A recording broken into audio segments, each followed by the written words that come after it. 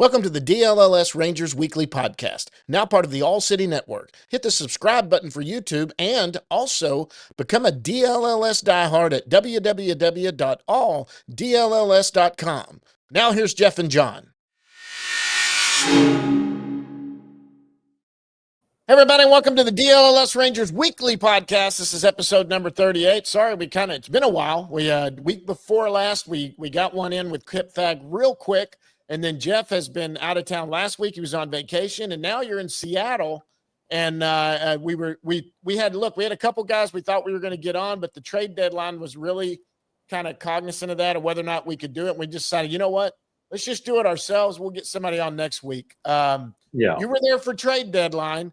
I mean, it looked like the Rangers were going to stand pat for a while, and then let's just tell us about exactly what happened. Yeah, I don't know that they were definitely trying. There was no intention of standing pat, but things didn't look good. You saw the talk before the deadline was that they were going to get a closer. They wanted a real impact type of reliever, and then maybe so a little help for the offense. They only got two catchers right now, and one of them's banged up, so there's some catcher talk. So anyway, all this, they see that all the top closers go off the board, and for a very, very high price. These are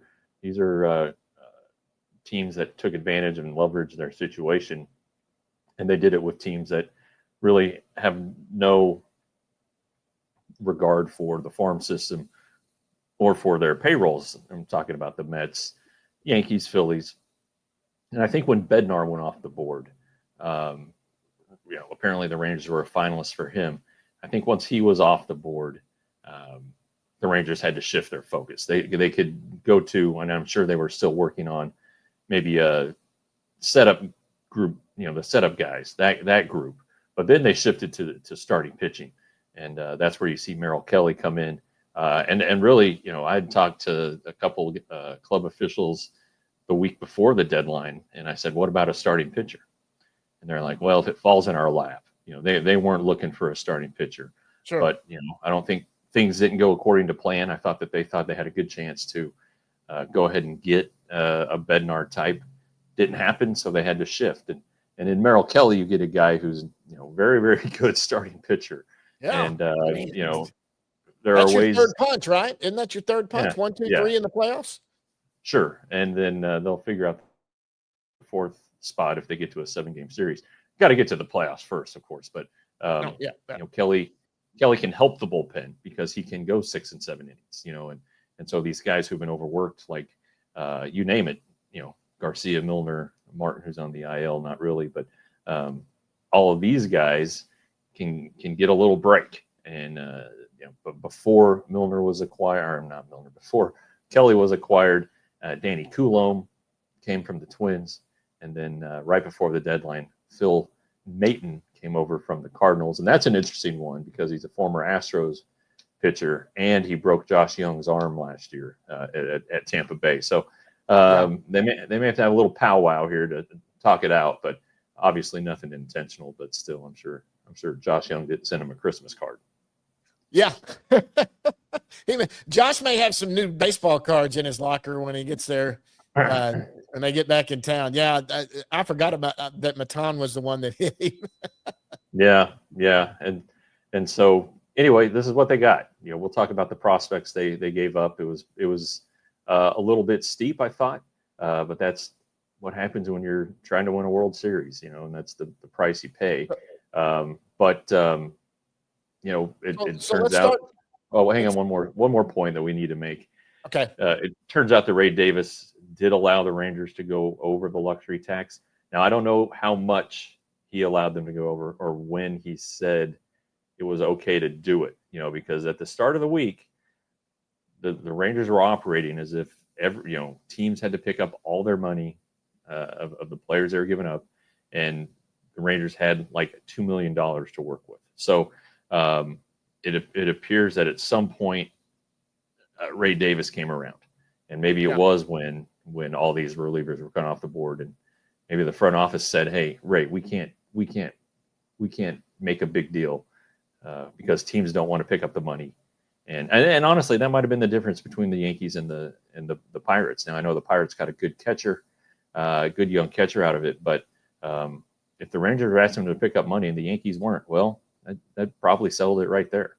Yeah, without a doubt, because clearing payroll is part of the, when you're selling off. Look what the Twins did, picking up 70 million of that Carlos Correa, or 30 million of the Carlos Correa deal, but they cleared 70 million off their books right there. Right. I've seen a lot of stuff on that with the Twins. We'll talk other teams and what they did in a minute, because man, unlike the last couple of years, it went kind of nuts yesterday. I mean, every time I turned around, I was getting these flashes. Yeah, it was hard to keep up with. And if anybody was watching the Daily Show that started 30 minutes before the deadline, as right when the Merrill Kelly stuff was hitting, but there were just a flurry of deals, Yeah. and every time I refreshed my Twitter feed or whatever, there was something new. So it was a kind of a crazy day. Okay, so let's talk. We've got 3 new guys coming in. We got Baton. We got how do you say it? Coulombe, and then we got Merrill coming in. That means there's going to be, look, they opened up the 40-man spots by DFA and Krim and Harris, who I think will clear waivers, and if they do, we'll probably head back down to AAA.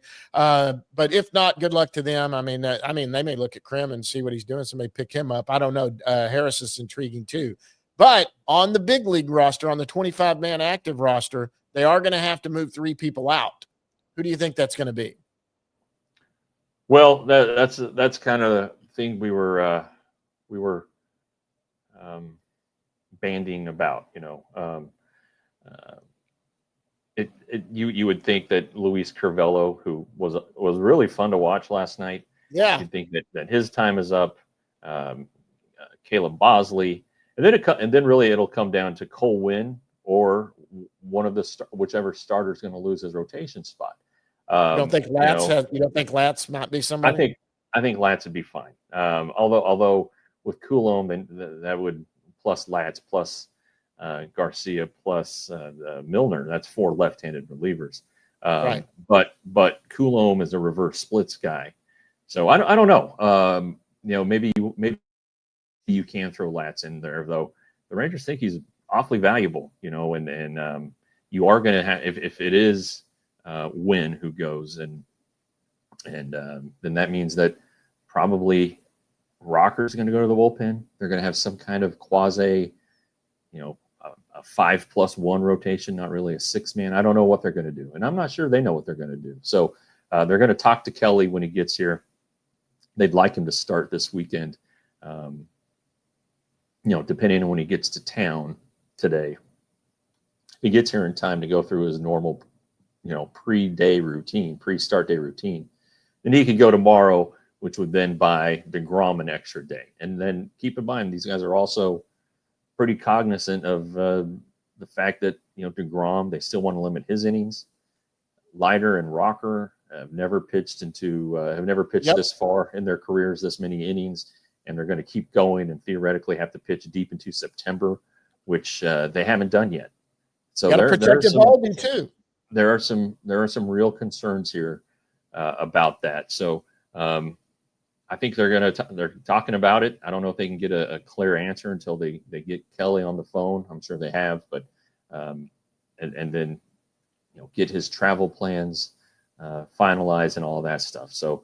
There'll be some news this afternoon when we get into the clubhouse and talk to the manager and hopefully talk to all 3 new guys. Yeah, and so what do you grade this? I mean, honestly, look, if it's not an A, it's a B+. I mean, they went out and look. I think we all wanted the bigger, splashier deal. They did not add a bat to it, but there are possibly some bats that can, within this organization, fill a spot if absolutely necessary. I think right-handed bats, what a lot of people were looking at, or some sort of platoon DH type thing for Peterson or whoever there. Although Peterson, he needs to do something to get this thing going. But where do you grade this? I'm not sure. Obviously, it's an A or a B. If you look at the totality of the packages that were sent off, and and the fact that these are 3 rental guys. These guys aren't back next year unless the Rangers re-sign them after they test free agency. You know, but on the other hand, they got maybe the best starting pitcher available. Yep. So and you know, I know some people out there are upset that the Rangers added to a strength. Look, if you look around the division, what happened? The Mariners added 2 big bats. The Astros added Correa, who's not having a great year, but will probably be, I don't think he ever wanted to leave Houston, you know, and I don't think Houston ever wanted him to leave. It just didn't work out. So I think he'll be rejuvenated a little bit. So they kind of, you know, canceled out the loss of Paredes. So you're talking about, you know, how do you beat him? You outpitch him, you know, pitching and defense. So I think that's an interesting way to go about it.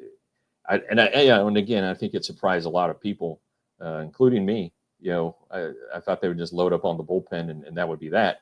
But you're gonna see the Rangers try to win with starting pitching, and starting pitching's kept them alive so far this year. Yeah, you know, you're starting to see a few bumps with the 2 rookies. I think DeGrom, Evo, and God bless Patrick Corbin. Been terrific. You know, so now you're adding Merrill Kelly, and you know, theoretically, you could start, you know, a 3-game series in September against the Astros and start DeGrom, Eovaldi, and Kelly, and say, if you can beat that, good for you.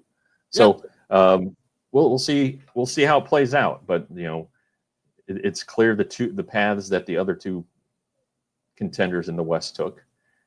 Offense, and now it's clear that the Rangers believe that to beat them or to counter that is with pitching.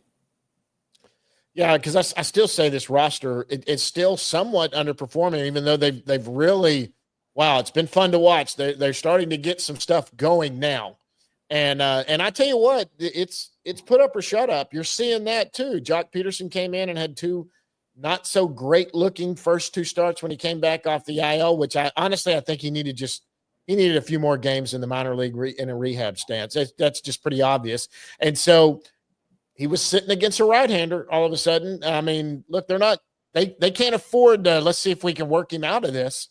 I think they're like yesterday, they put basically, you know, I think with the Young injury, that's why the reason Jock came in. I don't know that Jock would have played yesterday if they hadn't done the Young thing. Yeah, I don't know. I think they're going to give him a chance, you know, to get going, you know, and he had a walk. A good walk. That was a good walk. I guess, yeah. And then, you know, he hit the ball hard late in the game, but it was against a lefty. So, you know, they keep saying, oh, yeah, he just needs to get his timing. Well, you know, he didn't have his timing for the first 7 weeks. Yeah, and you can go to AAA and get your timing. And, you know, see good stuff from guys who've been in the big leagues. But I don't know. I mean, if he isn't going by, let's say, the end of next week, they're going to have a real tough decision to make, because that's a ton of money. Yep. It's next year too, and you know, now in the off season you can make some changes. He needs to get in shape. Yep. There's no doubt about it. No cigars underneath the fence back there. That looked like Angel Stadium in the background. I mean, it 100% did. Yeah, but it's not good for the eye test. Puffing on a cigar is not a big deal, quite honestly. It's not smoking a cigarette, but it doesn't look good when you're kind of, you know, let's be honest. You and I are in that locker room a lot, and there are guys that are in unbelievable shape, and it's 99.9% of them. Then there are guys that don't look like they're in unbelievable shape. And let's just say he kind of falls on that other side. There's some guys that are just jacked, and he doesn't look it. Yeah, and it affects his body movements, which affects his swing. And you know, if he hasn't been able to counter that yet. So there are just some things that need to take place in the offseason. But the more immediate concern is the final 2 months of this season. Absolutely. And if he's not producing, you know, I don't think they want to take the financial hit, but you bury him on the bench and you're basically playing with a 3-man bench. Yep. I'm not sure how it's going to work out, but I do know that he's going to He's going to get some more opportunities here in the short term to get straightened out. They put too much money in him. And again, if he does get going, okay, let's say he does get going. That's a good bat. The offense gets better. Yep, it does. I'm saying right now, and I know guys don't want to hear that, but I'm like, if he ever gets it going right now, I guess you can give him a little leverage just because the rest of the offense seems to be doing good. At one time when he was really struggling, the whole offense was struggling, and that just compounded everything right now. And you know what? I give him credit for this. He puts together at bats on one of the strikeouts last night. It was a ball that was inside. He got called third strike on. That was an inside pitch. Everybody can hate on him because you have every right to hate on Joc Pederson right now and where he's at. But that was an inside pitch. He's a guy that works the plate and works the count. And they got him on a pitch that fooled the umpire. I'm not going to hold that one against him. But the walk was important at the time. Get pitches on that boy. What's his name? Kirby. Just that guy could if. I heard it said on the TV show. You didn't hear it. They were doing the TV broadcast last night. Mike Bassett goes, I wonder if, maybe his strategy should be every time he plays another team, just imagine they're wearing Ranger uniforms. And he goes, there's no telling what he'd do because he's just lights out against the Rangers. Yeah, I think he's 8-0 now in his career against them. And, I mean, he was a really good pitcher last year. I'm not sure what the deal is this year, if he was hurt or what, but he was really good last year. And he pitched game 162 and 23 against the Rangers and tossed 6 or 7 scoreless innings. Look, when it comes to the offense, it is doing better. There's no question about it. There are going to be teams in series, though, and this is one of them, where neither team's going to score a lot of runs. And I know the Mariners scored 6 last night, but this is going to be a low-scoring series in all likelihood. Yeah, and last night was an aberration, I think. That was just Latz wasn't on. Rocker ended up gaining a little composure, but he gave up a couple of knocks. And then, what did he go? 5 2/3 and 4 2/3. 4 2/3. And had only given up 2 runs at the time, or was it 3 when he came out? But he looked okay, though. He did not look as bad as he has looked on the road. Yeah, it wasn't very efficient. That's the issue. And that's 2 straight starts now where it's been 4 innings, 90+ pitches. So that's a bullpen guy. That has to be worked on. And it might be, or it could, they still.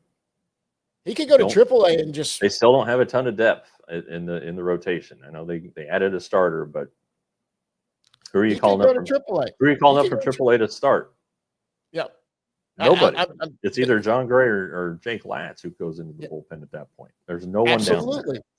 I think Rocker might. He's not going to like it. We'll see how he reacts to it. But it may be. You know what? We're going to need you down the stretch. You got to go down there and get more efficient, get figured out, and we need you to go 6 or 7. Get down there and go. Because he can look amazing. When he's especially at home, he's better at home. And the splits are crazy good at home versus away. But he's so inconsistent. But man, you can see that he has potential to be definitely a long-term financial or a long-term rotation piece for sure. 100%. I don't think anybody right now is suggesting that he's not a starter going forward. But the goal is to win in the big leagues, and how do you do that? You do whatever it takes. And and I made this point yesterday, and I kind of believe it. And John Gray has said, other guys have said it. When you go to the bullpen, you have to attack. You don't have to save any bullets. You have to attack and be in the strike zone and trust your stuff. And that might pay dividends to these guys, to either Rocker or Leiter, to go into the bullpen and be told, go in there, you got 2 innings, don't fart around, don't get anybody on base, trust your stuff, and throw strikes. Don't nibble. It might teach them how to attack in a start. So there are negatives to it, but there are positives. And again, the Rangers, the big complaint about the bullpen is they don't have any big time velocity guys who can strike guys out. Well, Jack Leiter and Kumar Rocker could do that. When they attack and trust their stuff and throw it in the zone, it's really, really good. So it is good. The bullpen can get better that way too. Yeah. So let's look at what some of the other teams did. We talked about what the AL West teams did, and kind of where that sits. I think they all evened out. They all improved their teams. They're all neck and neck right there together. The Astros are down to, what is it, 5 games or 4 games? With 5 games on the Rangers, but maybe 6 now. But in either case, they made up a lot of ground on there. They're like a game and a half out of the wild card. It's crazy where they're all bunched in there together. But boy, what about the Padres? Does AJ Preller just not value minor league players, or what? Well, it's pretty interesting because when he was with the Rangers, he was in charge of the international side, and it was very aggressive and too aggressive apparently, because it got him suspended once. And and there are people who, when he left in 14. Who were like, "Oh, this is a huge loss," and then as he started making wild trades in his first year as GM, people are like, "Oh, well, he was John Daniels, the devil on John Daniels' shoulder." He's just that way. And look, there's no telling how long he's going to have his job. He's been there now, 10 years, and they haven't gone to the World Series or won the World Series. They've expanded payroll. They've added, Machado on a huge deal. Tatis, they extended him on a gigantic deal.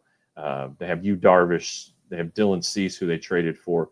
All these aggressive moves that they make, and unfortunately for them, I guess they're in the Dodgers division against the team that spends more and at times will trade more. So, but I think the Dodgers are susceptible. I really do, and. You saw all these guys who are hurt. I know Blake Snell is coming back this weekend, but they have a ton of pitching injuries, and they have not run away like everybody thought they would. Everybody thought that they would have, win 120 games this year. They don't even have the most wins in the majors right now. Yeah. I mean, they're close, but they don't have the best record in baseball. And then you look at the Padres; they're only 3 games back, and I don't know what the schedule holds going forward for them. Head to head, let's say they have 6 or 7 games left. Shoot, the Padres will take their chances. The division series last year is probably the best series of the postseason between those two teams. So I think the Padres think they're close, and they might be. They really might be. But AJ's they got a good team. AJ's just a gambling man, I guess. And he did. He laid all his chips out there.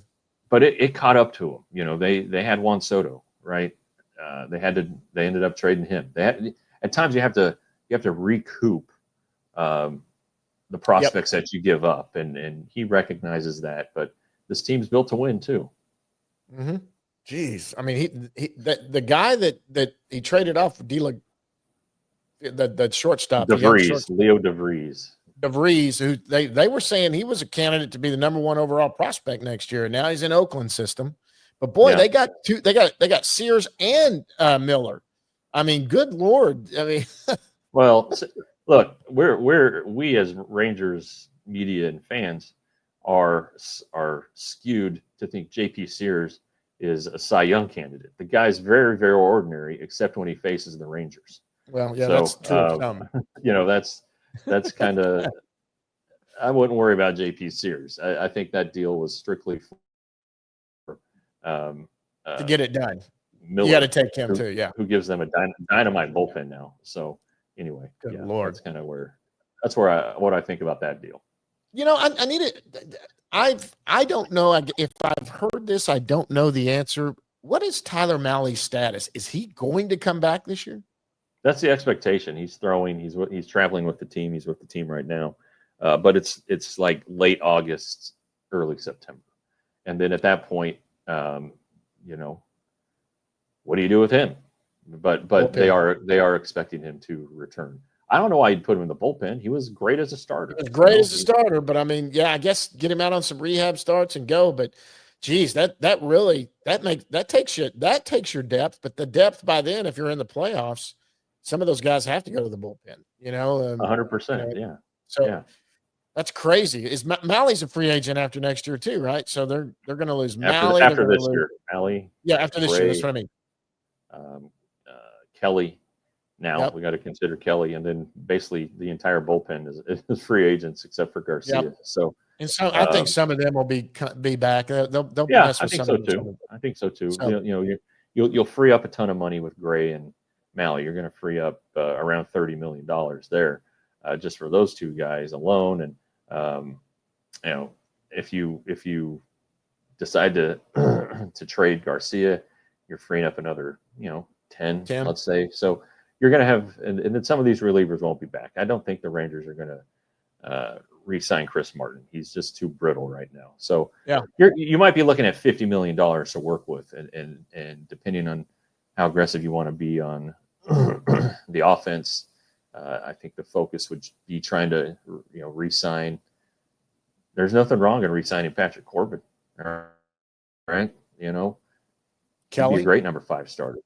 You want to give Merrill Kelly's going to get a pretty hefty raise, but he's not as young as you think for a guy who's testing free agency for the first time. So that'll knock down some of his value, the age factor. So and then Kyle Tucker's the big dog out there, and I'd at least want to see what it looks like. I'd have him in to sit down. Let's sit down. Let's go walk around the stadium. Remember how well you did here? Yeah, I'd make some phone calls on him. But, if you're going to sink $30 million into that guy, then you're really going to be piecing some things together. Yeah, no doubt. Good Lord. Well, I mean, it was interesting. It was so fun. The outlook right now, this team is so in it. I mean, good Lord. We were not talking about it a few weeks ago. It's not that we were saying they were out of it. We said they were right there. But, man, they are in it now. Boy, when they get Malley back too, they're going to have some depth at pitching for sure. Get these bats rolling some way or another. It's interesting. It's interesting. This should be fun. This is what it's about. Meaningful baseball down the stretch is what we wanted, and it certainly looks like that's what we're going to get. Yeah, and the next 10 days are going to be tough. 3 more against the Mariners. And you got the Yankees, then the Phillies, then the Diamondbacks. So in theory, they're not going to be too fired up. But it's a tough little stretch here. And it may not it may not look good when that stretch is done, but there's still going to be a lot of baseball left. And again, nobody's running away in the American League, and the Astros are having their issues right now. The Mariners probably have the most momentum, I would think. But are you scared of Cleveland? Not really. The Royals, not without Cole Reagans. The Rays, no, because that division's too tough. So I really think that the Rangers are in a really good spot here. They just have to, figure out a way to get. They have to hold serve, and they think they've done it with what they did at the deadline. Yep. And speaking of that trade deadline stuff, they not only was it good what they picked up, but they did send out some very high, well thought of prospects, and we're going to get to that when we go down in the bus leagues next. All right, guys, it's time to go down in the bus leagues. And this one, we need to give thanks again. The whole show, not just down in the bus leagues, is brought to us by the Round Rock Express, the AAA team for the Rangers. And big thanks to those guys down there for doing what they do for us. Yeah, we love those guys. Chris and Tim are so much fun, and Ryland does a great job. And I don't want to leave out Aubrey either. She does an awesome job. I don't want to leave anybody out. But good people, good baseball family. They've been together for a long time. And again, this is a big year for them as a franchise, the 25th year. You're going to see some good players go through there. You're going to see some good teams come and good prospects come and play there. So, make sure you go to roundrockexpress.com and check them out, because they're good people, and we love them, and they like what we do. So it's a nice partnership. We're grateful for them. Yeah. And okay, before we get going on each level and what's going on with each level and where they're sitting right now, let's talk about who the Rangers dealt yesterday. There were some big names that we liked, both of us, that we talked to, both of them we talked to this season on Coldrick and Mitch Bratt. Tell us about everyone that was dealt and kind of where they were in this organization. Sure. First up in the Danny Coulombe trade, the Twins got Garrett Horn. He was in A-ball. He was the 6th-round pick last year. Didn't make his pro debut until really a couple months ago, if that, from Tommy John surgery. The Rangers drafted him from Liberty. He'd had the injury, and he was a left-hander, kind of an intriguing arm. So anyway, he's gone. And then we'll skip to the Phil Maton trade, and the Rangers sent out Mason Molina, who the Rangers had just gotten in the offseason in the Grant Anderson trade with the Brewers. And Molina just pitched his tail off in his last start for Hub City there at the high A level. So adios to Mr. Molina. Unfortunately, I was honestly thinking about trying to get him on the show because he was doing so good and kind of an interesting guy, an interesting story. Went to Arkansas, so we won't be getting him on the show. They sent some international slot money there as well, and then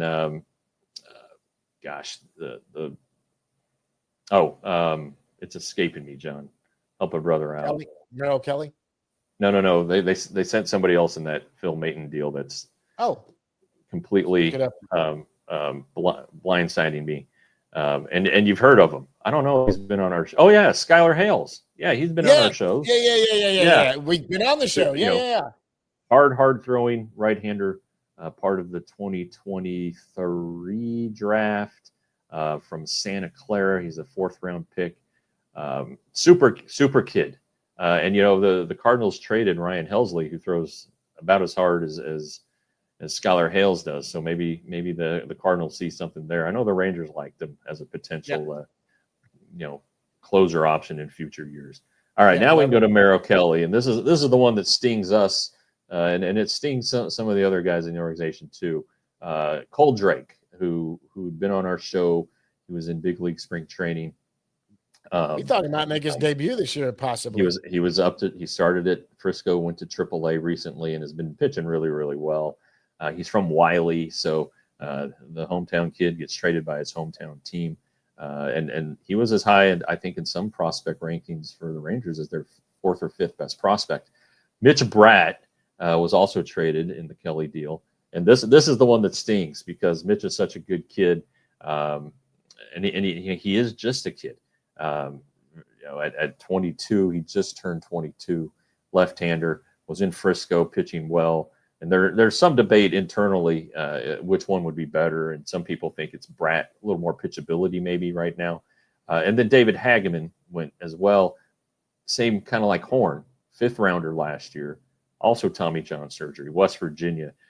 Throws hard. The guys really liked him. I remember Kip when he was on our show last year after the draft. He said, keep an eye on David Hageman. Well, he's now in Arizona. I think Bratt, if I'm not mistaken, is Rule 5 eligible. So the Diamondbacks are going to have a choice, a decision to make. Do they put him on the 40? And if they don't, they leave him exposed. Hey, maybe the Rangers can get him back. Let's be positive here. But anyway, so 6 prospects. We kind of forget the little trade with the Tigers of Cody Hewer, however he says his last name. He had been pitching his tail off for Round Rock, but he wasn't a prospect. He was not a prospect, and the Rangers cleared a 40-man spot and got some salary relief there. So anyway, that's who was given up. The farm system took a hit. There's no question about it. Absolutely, positively took a hit. They traded 6 pitchers, for crying out loud. So that you're leaning on this year's draft class. Yeah. Watch the transactions. There's some guys that are probably going to be, especially some arms that might be on the move. And this does allow the Rangers to not have to release as many guys when they start putting the draft picks, the guys from the recent draft picks, into action. And so anyway, this is the system definitely took a hit, and but you can always reacquire amateur talent or acquire amateur talent. And so this offseason, again, if Adolis Garcia gets traded, then there's an opportunity for the Rangers to recoup some prospects there, and they'll make some. They always seem to find some make some heady, smart, affordable minor league signings internationally, at least, the Dominican. So there's a lot that can happen here. For the time being, though, you're going to miss the guys that were sent out, and you hope the best for them, and you hope obviously that the players that they were sent out for help the big league club get to the promised land. Yeah, absolutely. And pro scouting, give pro scouting a lot of props, because we're talking minor leagues right now, but pro scouting at the major league level did a hell of a job. Because did you see what happened to Hauser yesterday? I know I'm bringing it up in the minor league segment, but Hauser, that set at AAA and finally took his free agency, goes to the White Sox, and he ended up getting traded to the Rays. Right. For a prospect. And I mean, the Rangers had him here and they didn't want to let him go. He was good. It just, they were blocked at the big league level. But let's go to AAA now. We're going to start where they're at right now and talk about some guys there. And I want to talk about one guy there because I did get to see him before he went back. AAA, we got the Round Rock Express. They're 14-3 right now. They're like in fourth place. They're 4-6 in their last 10. They did win last night. A few names to talk about there. There's a few more that are going to be coming there, I think, with everything that's happened in the last 24 hours. But Freeman, I caught Freeman the day he got sent down, but I caught him before and got to give him a big hug and congratulate him. Boy, you talk about taking what you did here, going down to the minor leagues and going, you guys made a mistake. That guy did it. Look what he's done in the last week. Jeez. He hit 4 home runs. He's just had 3 hits a night. Whatever he's doing, he's killing the ball.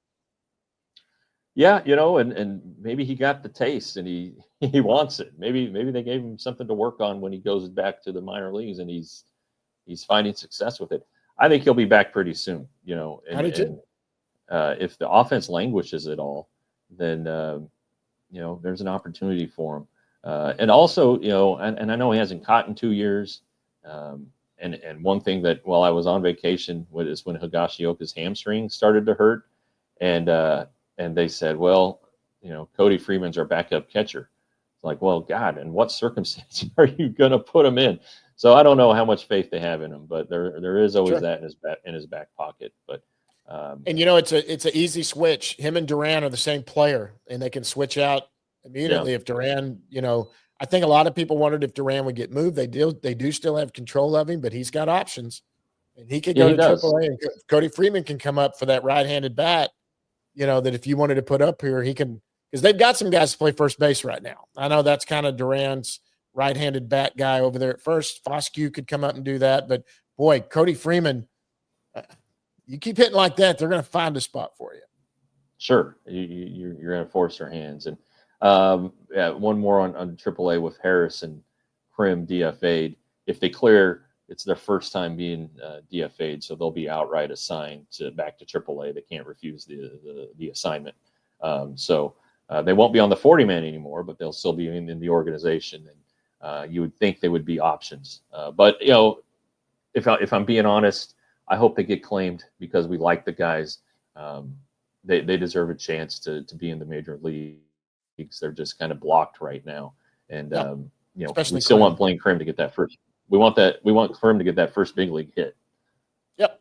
And I think he will. And you know what? With what some of the teams cleared yesterday, the Minnesota Twins, look for them. This may be someone that picks up him and just, they gave up so much yesterday that he go over there. It's obvious they're going to sell the team, and they basically cleared out the entire locker room. Jeez, the clubhouse. And they traded 10 guys that were on they traded 10 guys this week. It's crazy. It's unbelievable. And I would pull for Blaine. I hope that and Harris too. Yeah. I mean, we both like Harris. All right, let's go down to AA. AA Frisco, they're 11-19. They're the ones struggling a little bit right now. They're 3-7 in their last. They won last night, but they've lost a couple of starting pitchers. One of the big ones, Drake, got moved up. They've got Davalillo there now. Bratt's now gone, so they're not going to have him in the rotation anymore. Let's see what's going on, but they still got talent there, that's for sure.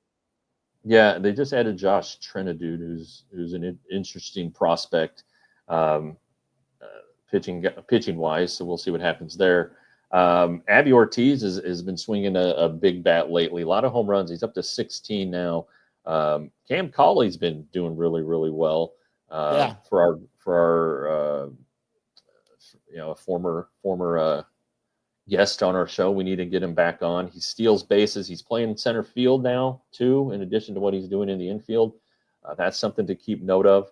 But the Rangers I asked Ross Fenstermaker about Cam recently, and they're really pleased with what he's doing. Of course, all eyes are on Sebastian Walcott, as they always are, and he's just kind of hanging in there. He's not doing any worse. He's not doing really any better. Just kind of, it's the dog days, and this is he's maybe fighting a little bit, but he's surviving. He hasn't gone in the tank. He hasn't really taken off. And we got to keep in mind, 19 years old. 19 years old. So anyway, those are the guys to watch there. Yeah, absolutely. All right, let's go down to High A, where they are in first place. They're 19 and 14, 4-6 in their last 10. They did lose last night. Who's some of the guys there that are, who may not be there very long, but we still got Dryling's there. Sure. Figueroa, he's such an interesting guy. If he could just, make a little more contact. He's basically, if you look at his numbers, 17 home runs, all right, which is, I might be leading the organization, 3 doubles. So like it's all or nothing, 108 strikeouts, which is also pretty high. But he does get on base, even though he doesn't hit. You kind of look at the difference between the average and the on base, and it's an 80-point difference. So there's something there. It's an intriguing guy.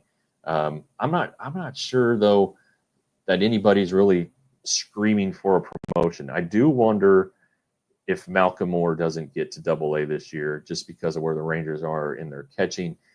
He's not hitting great since he's come back from his injury, but I do wonder if maybe, just maybe, that's something that might happen.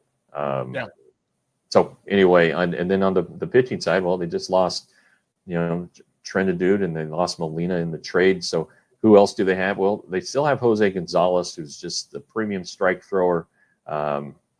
They lost Leandro Lopez, who's now at Frisco too. So the roster is in motion, and Dylan McLean, he if you paid attention to the trade deadline, the Phillies traded Mick Abel, who's a former first round pick, and I think a top 100 prospect. Anyway, he and McLean were high school teammates.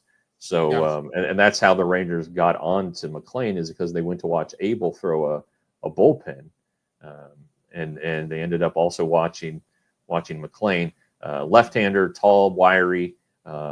It was going to take some time, but he's you kind of look at his numbers and they're pretty good. Not Double-A ready probably, but a guy to kind of look at and keep an eye on. All right, let's go down to Hickory Low A. They are 20 and 13. They're not in first place. They're in second place. They're 4-6 in their last 10. They've lost a couple of games. Same characters there, although I think some of the draft class this year could end up out there. You think? Well, yeah, I do. I think a couple things. The draft class could end up going there because the Arizona Complex League is over. Right. We'll get to that in a minute, but. So you're going to see potentially this roster turnover pretty significantly. Braylon Morrell was promoted from the Complex League. He should have would have started the season there if not for injury. And you do just kind of look at the roster. It's Maxon Martin. Maybe he's due for a promotion. Devin Fitzgerald, who's had a little bit of a shoulder injury, hasn't played in a little while, but they don't believe it's anything serious. Paulino Santana has debuted at Low A after the Complex League season ended. So you're going to see a lot of these names that were in Arizona now transitioning toward a full season affiliate, which is cool. And then keep in mind how young Santana is. So then you have Caden Scarborough, who had a really good July. He's really starting to come into his own, and the prospect hype is starting to look more legitimate based on what he's done this month. So those are the names to watch there. But again, this is a roster that's going to turn over quite a bit. Yep, and then we go down to the Arizona Complex League. It is over. They did they did end up winning their division. They were 33-27, and then they got beat by the Giants in their little one game. It's a 1-game playoff. They just go out there one game, and they ended up losing like 4-1 or something. So the Rangers ACL team is a perennial playoff team. They're always good. Yeah, they have a lot of young international talent there, and the thing that sucks about this being over though is there's not much of a way to ease in the new draftees. Like Dean, is he going to end up going to Hickory? He may not. I don't know that he's going to end up making his debut this year, but there's still going to be daily activity out there, and they have a lot of players out there, so there'll be inter squad games and things like that. But it does stink in that there's not the easy layup, just because they all go to Arizona to get onboarded. Okay, all the draftees go and learn the organization and all this stuff. Start working out, getting on their programs and everything. But and then it used to be just like, all right, just go play in this ACL game. Yeah, but now it's like, do we want to send you all the way to low A? And maybe they do, maybe they don't, but we'll see how that works out. Especially, it's especially hard for the young guys, like Fiend, a first rounder who's in high school, and then with the month gap between the end of the college season and the draft, a lot of these college pitchers haven't thrown in a long time. Yeah, so they've been having to throw. Do you want to risk building them up quickly just so they can make their debut? So that's kind of where their player development is at, and you have some tough decisions. But I think any of the college position players will probably get sent out, and maybe you'll see some of the college relievers may end up going too. Well, it's really bad that they moved this draft into that All-Star weekend and everything together, because it was easier when it was done in June, and then you could put your guys out there, put them in the ACL and move them around. But okay, let's go down to the DSL. The red team is in second place down there. They're 28-14, and the blue team's 13-30. They're still playing down there. But that blue team, who they're terrible. They will try to tell you that they have that they have split the teams evenly. They have not. Yeah, they're not making any this year. They're not making any. Oh, they're not saying that this year. It's loaded. There's a huge difference between the teams. And you kind of look around, and it's the guys who you're glad that they invested the money in. Alorki Rodriguez has been fantastic. And he was just signed a few months, in January, and here he is at 17, and he has he leads the team in home runs with 6. He has an 1,008 OPS. He has walked more than he struck out. He's doing everything. If you want to knock the guy, he's only 7 for 11 in stolen bases. All right, so that's pretty good. The Cubano who the Rangers signed late, Arguden, he's been fabulous. He's a little bit older. I would think they might think about getting him to Hickory. He has a 1.084 OPS. He's been the league's player of the week twice this season. So there's an opportunity there for him. And John Simon, who was another key guy who the Rangers signed in January, third baseman, big body.